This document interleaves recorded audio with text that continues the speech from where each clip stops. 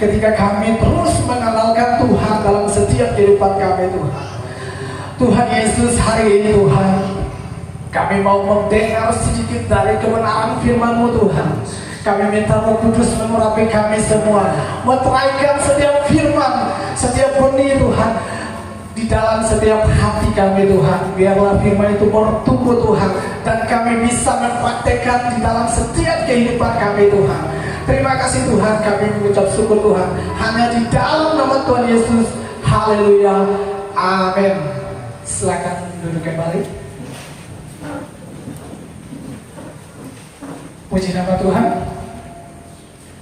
Satu sukacita yang luar biasa. Terima kasih yang pertama tentunya buat Tuhan Yesus, buat kesempatan, kepercayaan bagi saya untuk melayaninya di malam hari ini. Dan terima kasih kepada Bapak Gembala dan Ibu Gembala yang sudah mempercayakan saya melayani di tempat ini. Saya pikir semua sudah kenal saya ya di sini, jadi mungkin tidak perlu diperkenalkan lagi. Atau ada yang belum kenal? Sudah ya? Kalau tidak ada yang respon berarti semua sudah kenal. Oke, puji nama Tuhan. Walaupun mungkin saya masih ada yang lain mungkin baru, saya tetap saya akan perkenalkan diri. Nama saya Rolia Rinaldo Gauri, asal dari Jailolo, sekarang menetap di Gemau. Saya sudah menikah dan punya 1 istri dan 3 anak. Ya, puji nama Tuhan, itu adalah perkenalan singkat saya. Jemaat Tuhan, mari sama-sama kita buka Alkitab kita. Yang bawa Alkitab, silakan buka Alkitab saudara jemaat Tuhan semua. Yang bawa handphone bisa buka Alkitab saudara jemaat Tuhan semua.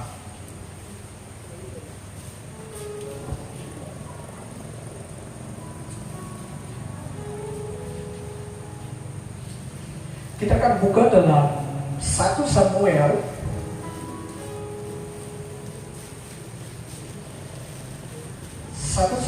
pasal yang ke-13. Kita akan baca ayat yang ke-19. 1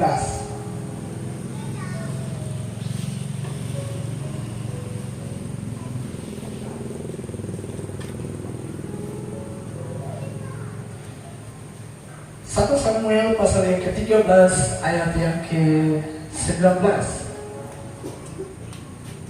Yang sudah dapat bisa katakan amin.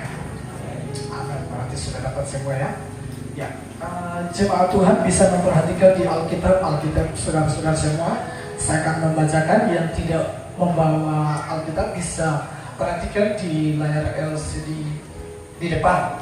Demikian kebenaran firman Tuhan. 1 Samuel 13 ayat yang ke-19. Seorang tukang besi tidak terdapat di seluruh negeri Israel, sebab orang Filistin berkata, jangan-jangan orang Ibrani membuat pedang atau tembok. Amin. Dari pembacaan ini saya mengambil satu perikop atau satu sudut kebenaran firman Tuhan, yaitu perjumpaan dengan Tuhan membawa kemenangan. Perjumpaan dengan Tuhan membawa kemenangan. Ini adalah kisah bangsa Israel ketika mereka sedang berperang. Itu mereka tidak punya pedang, tidak punya parang. Jadi apa yang mereka gunakan? Karena Alkitab mencatat seorang tukang besi tidak terdapat di seluruh negeri Israel. Artinya di seluruh kerajaan Israel, di seluruh negeri Israel, tak ada yang bikin parang, bikin tombak. Sedangkan pada zamannya itu, semua orang itu berperang itu menggunakan pedang, menggunakan tombak. Tapi orang Israel, di seluruh bangsa Israel, tidak terdapat seorang yang bikin parang. Terus bagaimana mereka bisa menang melawan musuh-musuh yang ada di melawan musuh-musuh yang mereka hadapi. Di sini berikut pada malam hari itu perjumpaan dengan Tuhan membawa kemenangan. Jadi orang Israel itu pada intinya itu mereka itu berperang hanya dengan pujian penyembahan. Aneh kan kalau orang dengar, aneh. Orang kalau mau berperang pasti mau bawa parang, mau bawa tombak, mau bawa perlengkapan perang. Tapi orang Israel ketika orang berperang, orang hanya menggunakan apa? Pujian penyembahan. Ketika pujian penyembahan dinaikkan, Tuhanlah yang berperang kepada mereka. Terus mereka mendapatkan senjata-senjata itu dari mana? Ketika Tuhan berperang melawan musuh-musuh mereka, mereka mengambil seluruh senjata musuh-musuh mereka, mereka menjarah seluruh perlengkapan peperangan musuh-musuh mereka. Dari situlah mereka mendapat senjata. Jadi sebenarnya bangsa Israel itu di daerahnya itu tidak ada orang yang bikin senjata atau tombak. Mari kita lihat dalam 2 Tawarik 20. Ini kita akan belajar 2 Tawarik 20 mulai dari pasal yang pertama. Ya. 2 Tawarik 20 mulai dari pasal yang pertama. Ini adalah kisah Raja Yosafat.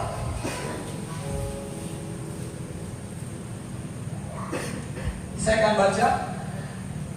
Setelah itu Bani Moab dan Bani Amon datang berperang melawan Yosafat bersama-sama pasukan orang Meunim. Kita lihat di sini. Ada bangsa yang besar, ada laskar yang besar. Ini bukan cuma satu laskar, tetapi di sini ada 3 laskar. Kita lihat. Setelah itu Bani Moab, ini Bani Moab, setelah Bani Moab ada apa? Ada Bani Amon dan ada pasukan orang Meunim. Jadi ada 3 laskar yang besar yang akan menyerang bangsa Israel. Kalau orang mau lihat dari kekuatan ini, bangsa Israel pasti kalah. Saya kasih contoh, misalnya orang di Gemar, terus orang Delil, orang Sagil, orang Frito mau serang, 3 kampung mau serang, pasti orang kalah. Ya karena orang cuma 1 kampung, orang 3 kampung. Ini yang dihadapi bangsa Israel. Ada 3 laskar yang sangat besar mau menyerang bangsa Israel. Next ayat yang kedua. Datanglah orang memberitahukan Yosafat. Jadi ada yang datang memberitahukan Raja Yosafat. Dia bilang begini, suatu laskar yang besar datang dari seberang laut Asin, dari Edom menyeberang tuanku. Sekarang mereka di Hazezon Tamar, yakni En-Gedi. Ayat berikutnya, ayat 3. Yosafat menjadi takut. Ini yang seringkali terjadi dalam kehidupan kita. Ketika masalah datang, ketika tantangan itu datang, orang seringkali menjadi takut. Ini tidak hanya terjadi kepada bangsa Israel, seringkali terjadi kepada orang kehidupan sehari-hari. Ketika orang menghadapi masalah, ketika masalah itu orang dengar, aduh masalah ini terlalu berat, aduh masalah ini mungkin kita tidak bisa hadapi karena masalah ini terlalu besar. Seringkali orang sebagai manusia sering merasa takut. Tetapi apa yang dilakukan?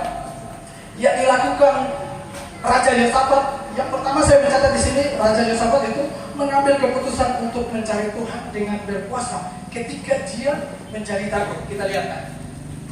Yosafat menjadi takut lalu mengambil keputusan untuk mencari Tuhan. Jadi yang diperlukan di sini adalah ketika kita menghadapi peperangan, ketika kita menghadapi cobaan, ketika kita menghadapi masalah, yang pertama di sini adalah kita harus bertindak, mengambil keputusan untuk apa? Untuk mencari Tuhan. Hal yang pertama yang saya catat di sini adalah kita harus mengambil keputusan untuk mencari Tuhan. Ia menyerukan kepada seluruh Yehuda supaya berpuasa. Bukan hanya mencari Tuhan, tetapi mencari Tuhan dengan ikut berpuasa.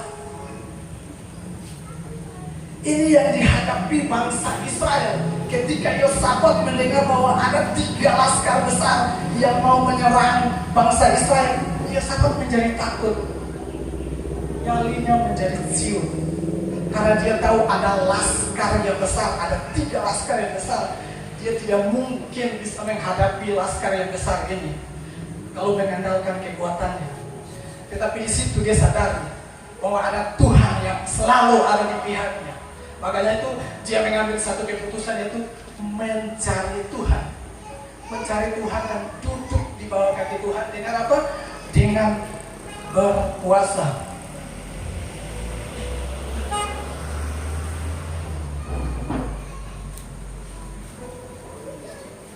Coba loncat di ayat yang ke-12.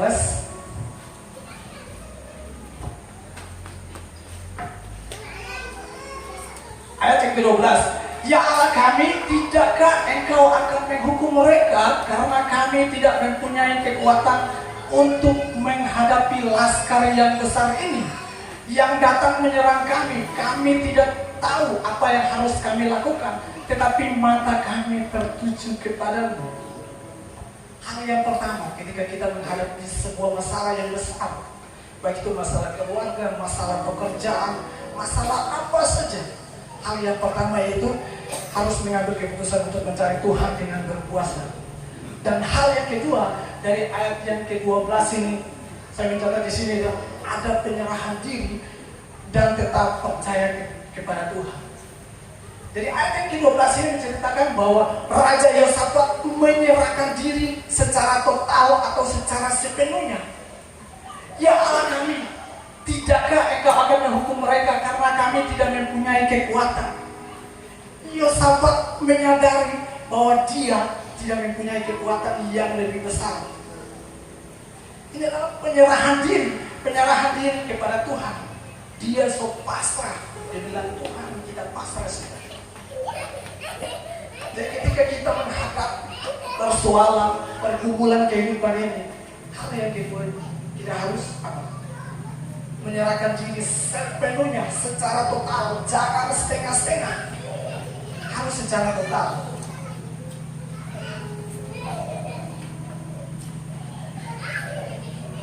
Ayat yang ke-13. Sementara itu seluruh Yehuda berdiri di hadapan Tuhan, juga segenap keluarga mereka dengan istri dan anak mereka. 14. Lalu Yahziel bin Zakaria bin Benaya bin Matanya, seorang Lewi dari Bani Asaf, dihinggapi roh Tuhan di tengah-tengah jemaat. Terus ayat yang ke-15. Dan berseru, camkanlah hai seluruh Yehuda dan penduduk Yerusalem dan tuanku Raja Yosafat, beginilah firman Tuhan kepadamu, janganlah kamu takut dan terkejut karena laskar yang besar ini, sebab bukan kamu yang akan berperang, melainkan Allah yang berperang.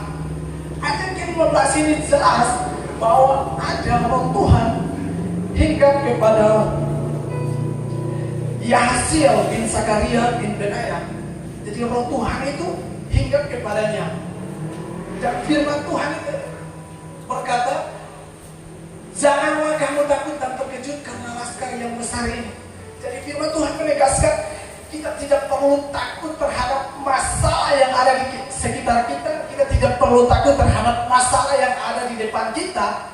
Kita tidak perlu takut dengan semua yang ada, semua masalah yang ada, karena Tuhan yang berperang melawan setiap persoalan kita. Bukan kita yang berperang. Ini sangat jelas. Karena laskar yang besar ini, sebab bukan kamu yang akan berperang, melainkan Allah yang akan berperang. Jadi Allah membela kita. Kalau kita mau mengambil keputusan untuk mencari Tuhan dengan berpuasa terus, ada penyerahan diri secara total. Ketika bangsa Israel mengambil keputusan untuk mencari Tuhan, semua di seluruh negeri bangsa Israel, Raja Yosafat bilang semua harus berpuasa. Jadi semua bangsa Israel pada waktu itu mereka berpuasa. Dengan mengambil keputusan berpuasa, maka Tuhan berkarya, yaitu roh Tuhan hinggap kepada Yahziel, dan Yahziel berkata-kata atau bernubuat bahwa jangan takut, karena laskar yang besar itu. Karena bukan kamu yang berperang, tetapi Tuhan Allah yang berperang melawan musuh-musuhmu. Ayat yang ke-17. Dalam peperangan ini tidak usah kamu bertempur. Jelas firman Tuhan bilang bahwa dalam peperangan ini tidak usah kamu bertempur. Jadi apa yang orang lakukan? Berikut malam ini itu perjumpaan dengan Tuhan membawa kemenangan. Perjumpaan dengan Tuhan membawa kemenangan. Berjumpa lewat apa? Berjumpa lewat pujian penyembahan saudara-saudara. Berjumpa lewat pujian penyembahan teman-teman. Kita lihat di sini ketika kita menyerukan pujian penyembahan, maka dalam peperangan ini tidak usah kamu bertempur. Tuhan bilang tidak usah kamu bertempur. Kita hanya perlu berjumpa dengan Tuhan melalui pujian penyembahan.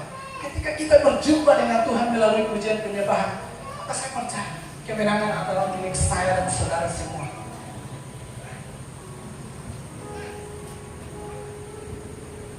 Hai Yehuda dan Yerusalem, tinggallah berdiri di tempatmu dan lihatlah bagaimana Tuhan memberikan kemenangan kepadamu.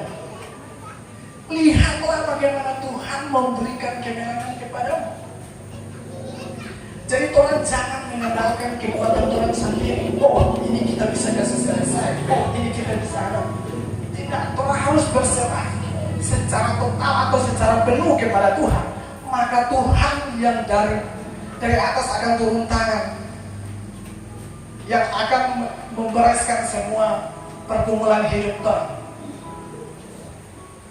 Janganlah kamu takut dan terkejut, majulah besok menghadapi mereka. Tuhan akan menyertai kamu. Jadi kita perlu tindakan. Kita perlu tindakan. Tindakannya apa? Berjumpa dengan Tuhan dalam pujian penyembahan. Karena perjumpaan dengan Tuhan melalui pujian penyembahan, maka saya percaya kita akan menang. Ayat yang ke-18. Lalu berlutut ia Yosafat dengan mukanya ke tanah. Seluruh Yehuda dan penduduk Yerusalem pun sujud di hadapan Tuhan dan menyembah kepadanya. Ayat yang ke-19. Kemudian orang Lewi dari Bani Kehat dan Bani Korah bangkit berdiri untuk menyanyikan puji-pujian bagi Tuhan Allah Israel dengan suara yang sangat nyaring. Jadi ini yang mereka lakukan. Ini yang bangsa Israel lakukan. Itu mereka menyembah dan menaikkan puji-pujian dengan suara yang nyaring, dengan suara yang sangat keras.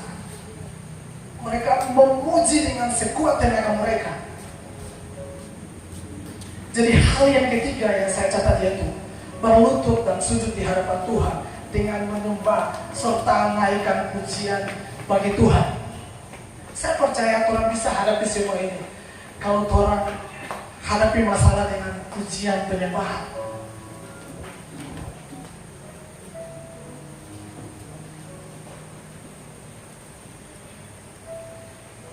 Ayat yang ke-22.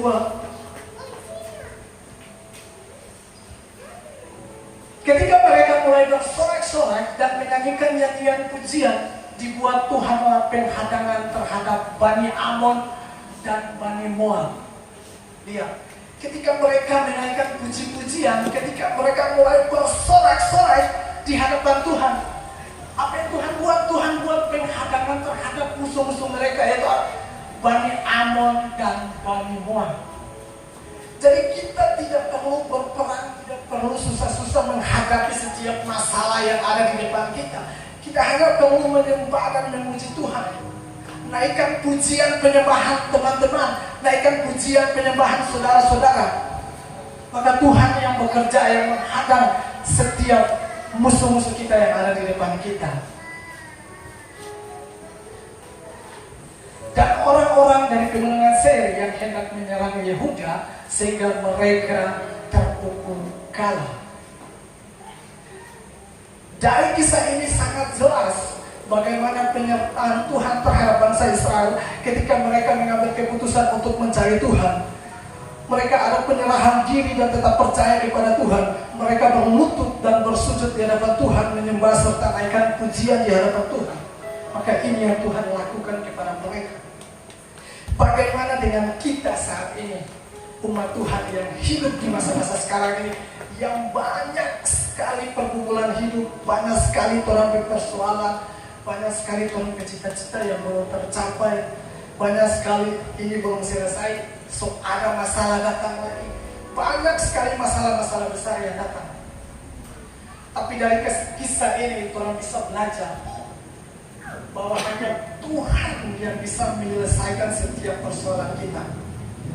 Hanya Tuhan yang bisa menyelesaikan setiap pergumulan hidup kita. Ayat yang ke-23. Lalu Bani Amon dan Bani Moab berdiri menentang penduduk pegunungan Seir, hendak menumpas dan memunahkan mereka. Segera sesudah mereka membinasakan penduduk Seir, mereka saling membunuh. Jadi yang tadi ada 3 laskar yang mau menyerang bangsa Israel, yaitu Bani Moab, Bani Amon, dan orang-orang dari pegunungan Seir ini. Mereka mau menyerang bangsa Israel. Ketika bangsa Israel menaikkan pujian penyembahan mereka kepada Tuhan, ini yang Tuhan buat. Mereka bukannya menyerang bangsa Israel, tapi mereka saling menyerang dan saling membunuh. Tuhan bisa buat apa saja yang tidak pernah Tuhan pikirkan. Asalkan itu orang mau berjumpa dengan Tuhan melalui pujian penyembahan, saya percaya akan membawa kemenangan dalam setiap menghadapi setiap pergumulan dan persoalan hidup kita. Ayat yang ke-24.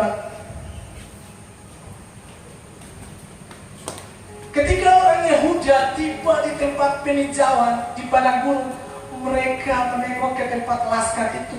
Tampak semua telah menjadi bangkai, berhantaran di tanah, tidak ada yang terluput. Coba lihat ini. Ketika orang turun bilang mau berperang, orang dia begini, orang musuh semua sudah jadi mayat. Karena tadi apa? Orang saling membunuh. Dari bangsa Amon, bangsa Moab, dan dari pegunungan Seir, ketika mereka mau menyerang bangsa Israel, Tuhan buat mereka jadi berperang. Dorang sudah berperang. Akhirnya dorang baku bunuh. Bangsa Israel datang begini, pemusuh setara. Semua habis, jadi apa? Jadi bangkai berhantaran di tanah dan tidak ada yang terluput. Tidak ada yang terluput. Firman Tuhan bilang apa?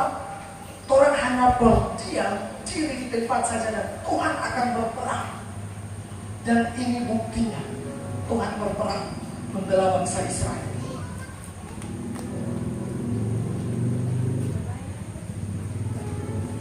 Ayat ke-30. Dan kerajaan Yosafat amanlah karena Allah mengaruniakan keamanan kepadanya di segala penjuru.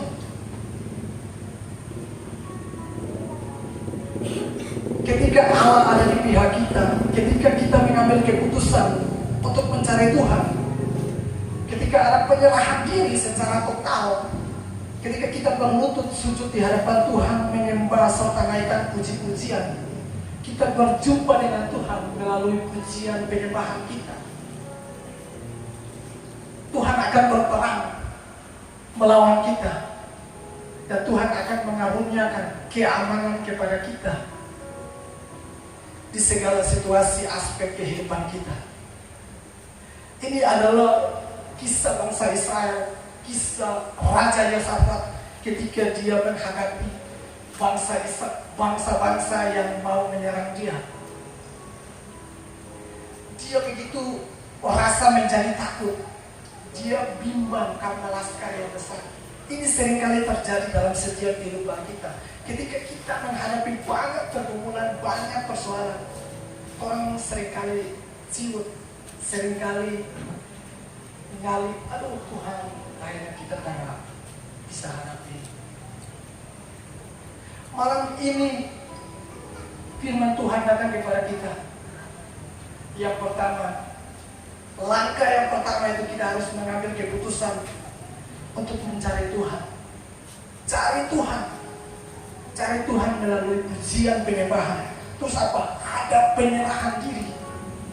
Penyerahan diri secara total. Jadi semuanya kita serahkan secara total. Tuhan, ini aku, saya tidak punya kekuatan yang lebih, tapi saya berserah secara penuh kepada Tuhan.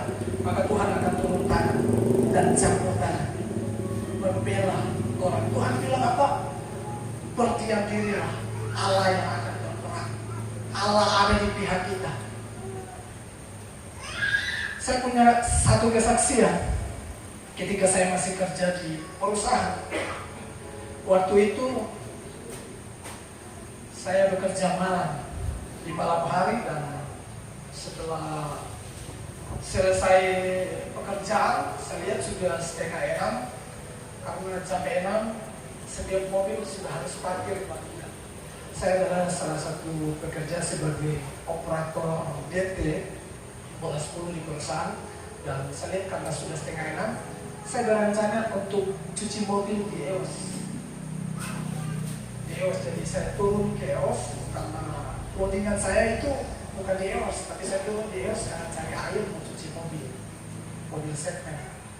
Ketika itu sudah pagi hari, terus waktu itu cuaca hujan-hujan. Di EOS itu, di pelabuhan jeti EOS itu, di situ tuh banyak sekali DT parkir, dan DT yang parkir di situ tuh di pinggir jalan semua tuh berjejeran tuh banyak sekali. Pokoknya sekitar 100 lebih lah. Itu DT yang baru turun dari kapal. Itu DT baru semua, mobil-mobil baru semua. Dan ketika saya menuju tempat di mana saya mencari air untuk cuci mobil, saya lewat di depan DT itu.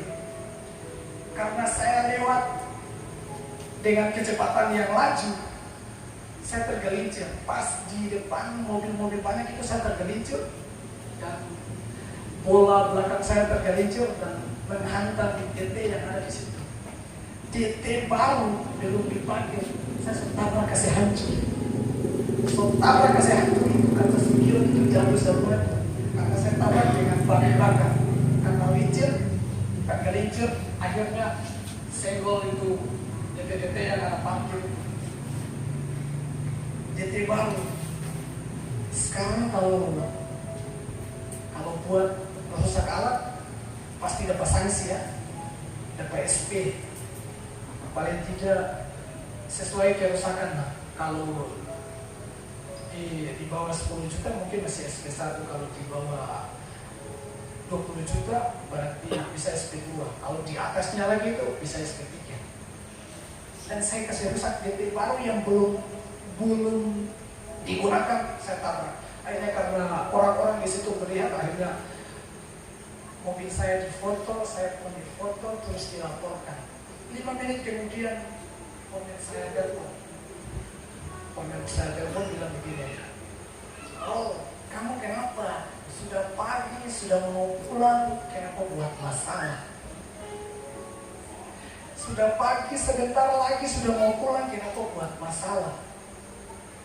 Orang semua kena marah. Bahwa yang saya tabrak DT itu bukan DT-nya divisinya kami, beda divisi. Akhirnya bos saya sama bos yang pemilik DT yang divisi yang saya tabrak itu, mereka telepon dan panggil saya. Setelah telepon saya dikasih mati, jubir lagi telepon saya. Jubir bilang, "Kamu ini pelanggaran." Jubir sudah marah-marah, sudah ngomel-ngomel, "Kamu cepat ke sini. Kamu ke kontainer sekarang juga ke kontainer. Kamu ini sudah pagi, tidak hati-hati, malah kamu pergi ke sana." Jubir bilang begini, "Ngapain kamu ke sana?" Saya bilang, "Mau cuci mobil." "Cuci mobil tidak perlu ke sana sampai tabrak mobil lain. Mobil ada parkir, diam-diam kamu tabrak. Akhirnya rusak, kita yang kena imbas semua." Akhirnya saya dipanggil. Di atas DT itu saya mengambil keputusan. untuk memuji Tuhan dan menyembah Tuhan. Sebelum menuju ke kontainer, saya ambil handphone saya buka YouTube, saya dapat satu lagu rohani, saya putar terus saya menyanyi sambil naikkan pujian penyembahan. Perjalanan menuju ke kontainer yang mereka panggil kepada saya itu perjalanan itu saya sambil naikkan pujian. Lagunya itu Saat Ku Menyembahmu.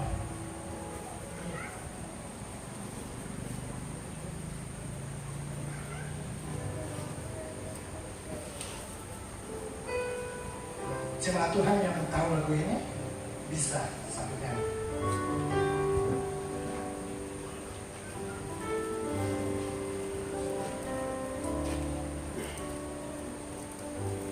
Saat ku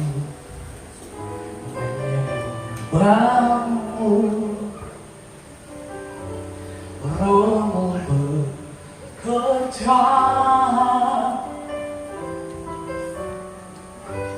Saat ku memujimu, kau bertata di atas pujian. Ku angkat hatiku,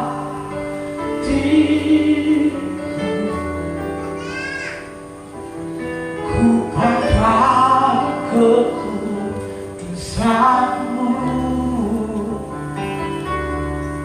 Saat ku sembah, ku pujimu, ku rasakan kehadiranmu Tuhan. Ku angkat hatiku, ku pandang kekudusanmu. Saat ku sembah, ku pujimu, ku rasakan kehadiranmu Tuhan. Jadi pujian ini yang saya naikkan ketika dalam perjalanan. Saya mengambil keputusan untuk berjumpa dengan Tuhan saat itu juga. Saya menyerahkan diri saya secara total. Saya bilang, Tuhan, saat saya menyembah Tuhan, saya percaya mujizat Tuhan terjadi hari ini. Pagi ini saya percaya mujizat Tuhan bekerja. Pas turun dari mobil dari GT, saya berdoa, Tuhan, seluruh dalam ruangan kontainer itu, saya minta Tuhan Roh Kudus ada di sana, menjaga setiap kami yang ada dalam ruangan itu. Siapapun dia, mau orang Cina, mau orang Indonesia, saya minta Tuhan jaga semua. Karena saya tahu dari intonasi jubir saya, telepon, saya tahu dia marah besar sekali. Akhirnya saya turun, saya masuk dalam kontainer, jubir saya sudah marah-marah. Ayo cepat, saya masuk, cepat masuk saya. Kamu ini sudah pagi buat penangkaran, bikin pusing saya kena marah. Cepat, pas saya masuk, saya lihat cinta saya, bos saya, sedang menelpon sama divisi sebelah, mereka saling berbantah, saling berbantah, akibat suara yang keras-keras. Saya duduk di situ. Ketika dia selesai telepon, jubir saya bilang kepada Cina, ini dia orang yang buat pelanggaran, buat tabrakan di pagi hari. Ketika bos saya lihat kepada saya, dia lihat kepada saya langsung dia senyum. Dia senyum dia bilang, oh oke lah. Susi. Di situ saya melihat Tuhan campur tangan, Tuhan bekerja secara nyata dan real dalam kehidupan saya. Dan itu saya alami, betul-betul mengalami. Tadi mereka sudah marah besar, saya buat pelanggaran. Seharusnya mungkin saya di surat peringatan SP1 atau SP2, karena ini mobil baru yang saya tabrak. Tapi ketika dia melihat saya, dia hanya bisa tersenyum dan bisa berkata, oke lah, susi. Saya keluar dari ruangan, jubir saya dusuk kepada saya, terus bilang, kamu beruntung ya, setiap kali ada masalah selalu saja terlepas. Saya bilang sama jubir saya, bang, itu namanya rezeki anak soleh. Kata jubir saya, dari seberang, jadi saya bilang rezeki anak soleh. Dia tidak tahu kalau ini adalah anak Tuhan yang selalu memberikan pengharapan secara penuh. Jadi itu kesaksian saya dan itu yang saya alami. Dan itu bukti nyata pertolongan Tuhan. Ketika kita berjumpa dengan Tuhan dalam pujian penyembahan, masalah apapun yang ada di hadapan kita, pergumulan apapun yang ada di hadapan kita, kita tidak perlu takut. Kita tidak perlu berkecil hati. Kita hanya perlu menaikkan pujian penyembahan. Karena ketika kita menaikkan pujian penyembahan, di situ Tuhan bekerja membela kita. Tuhan bekerja secara nyata.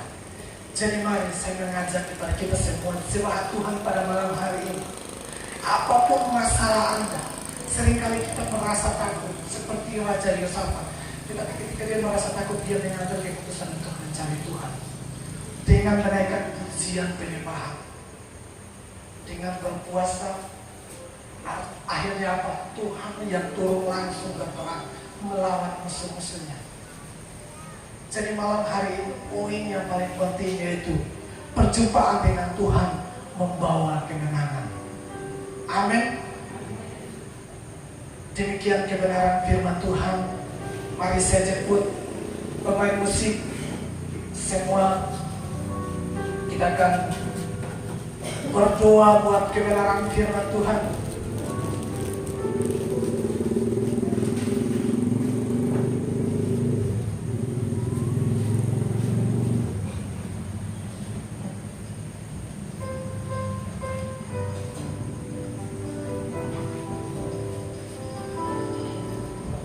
Mari siapkan hati saudara-saudara, kita akan berdoa buat kebenaran firman Tuhan. Bila firman Tuhan ini bisa menguatkan, meneguhkan iman percaya kita kepada Tuhan kita Yesus Kristus.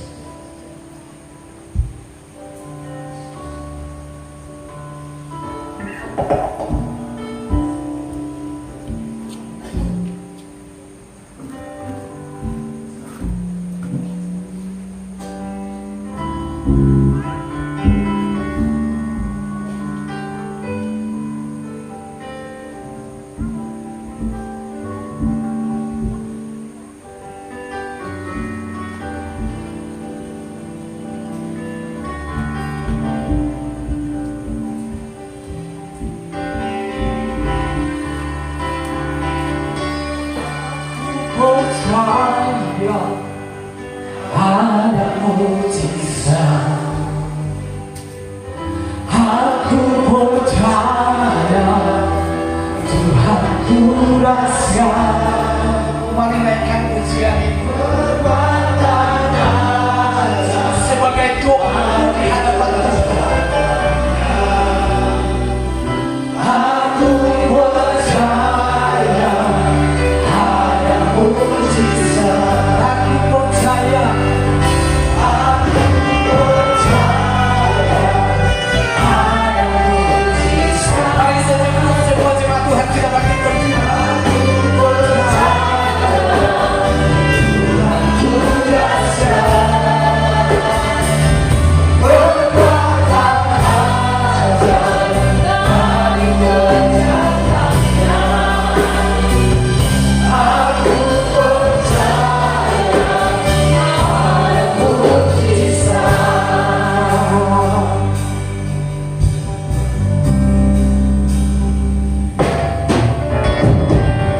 Tuhan jadi andalanku.